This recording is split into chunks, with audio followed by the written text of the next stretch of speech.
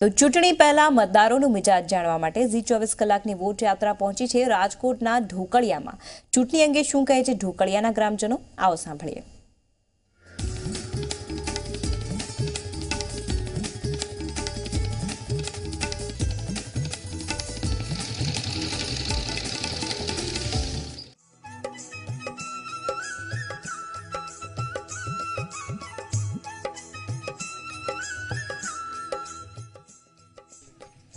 ઝી 24 કલાકની વોટ યાત્રા લોકસભાની ચૂંટણી જે છે 2019ની એને લઈને રાજકોટ બેઠક ઉપર ફૂગી ગઈ છે। રાજકોટ બેઠકમાં 14 લાખથી પણ વધારે વોટરો જે છે એના વિચાર જાણવા હાટું આવી ગઈ છે ને એમાં આવી ગયું છે આ ગામ જે છે એ ઢોકળિયા ગામ છે અને ઢોકળિયા ગામમાં આપણે વોટ યાત્રા લઈને જઈએ છીએ અને પૂછીએ બધાને કે ઢોકળિયા ગામમાં આ ચૂંટણીનું વાતાવરણ શું છે। હાલો ઢોકળિયા ગામમાં।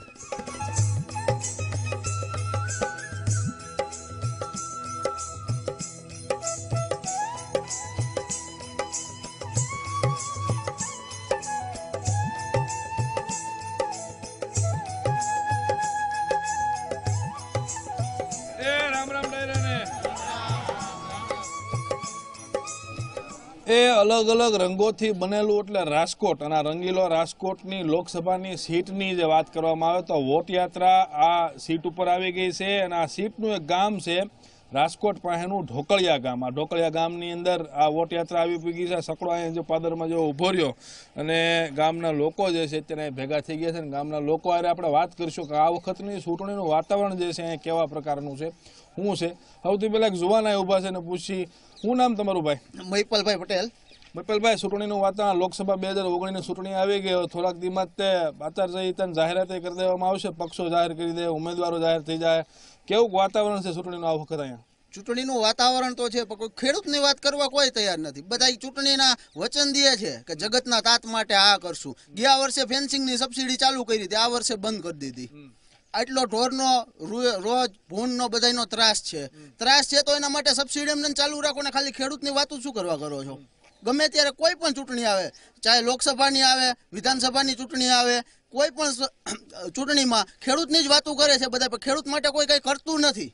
એટલે જો આ ચૂંટણીમાં આવે અને ચૂંટણીની અંદર બધા ખેડૂતની વાતો કરે છે પણ એના પ્રશ્નો જ્યારે હલ કરવાના હોય, એની જ્યારે તકલીફ દૂર કરવાની હોય, દૂર કોઈ નથી કરતું, ખાલી વાતોના વડા કરીને બધા વ્યાજ છે, એવું જ કહો છો ને? બધા વાતોના ખાલી બધા આવીને વચન આપે છે। અત્યારે કોઈ સંસદ સભ્યના ગામમાં આવવાની કોઈ અત્યારે ટાઈમ નથી। જ્યારે ચૂંટણી આવશે ત્યારે 50 ગાડીના કાફલા સાથે બધા આવશે। તો અત્યારે ખેડૂતનું પૂછવા કોક આવો ને કે તમને શું પ્રોબ્લેમ છે?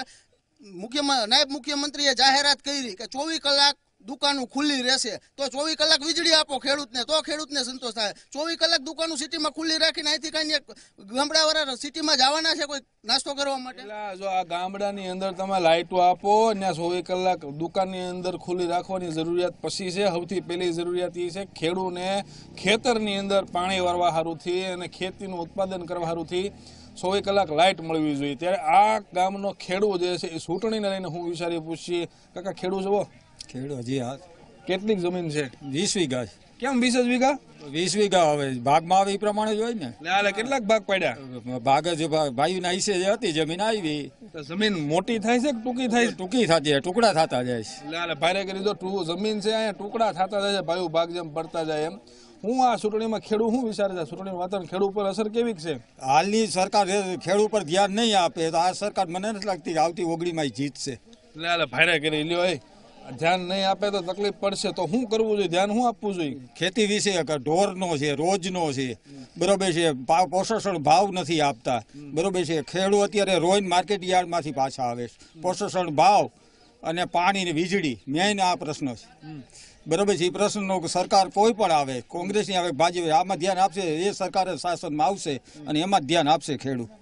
એ સરકાર કોઈ પણ હોય, કોઈ પણ પક્ષ હોય, માત્ર ધ્યાન જે છે ખેડૂતનું જો રાખવામાં આવશે તો ખેડૂત એનું ધ્યાન રાખશે, એવું આ ખેડૂત આ ગામના ઢોલરિયા ગામના જે છે કહી રહ્યા છે। બીજા એક ઢોકળિયા ગામના જે છે આ ખેડૂત કહી રહ્યા છે। બીજા એક ઢોકળિયા ગામના એક વડીલ અહીં ઊભા છે।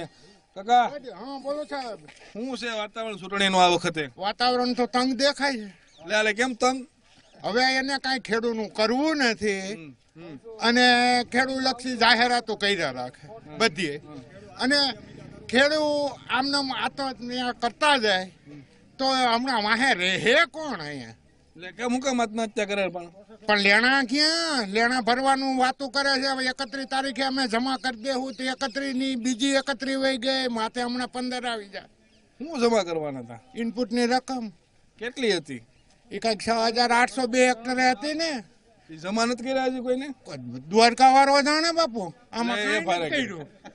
એટલે ફાયદા કરી એ દ્વારકા વાળો જાણે રકમ જમા થઈ છે કે નથી થઈ, તો એ ક્યારે હું તમને શું કે છે આ ગામ જે છે ચૂંટણીમાં શું વિચારે છે? ચૂંટણીમાં તો બધા આવું અટાણે તો બધા એવા રાખે છે.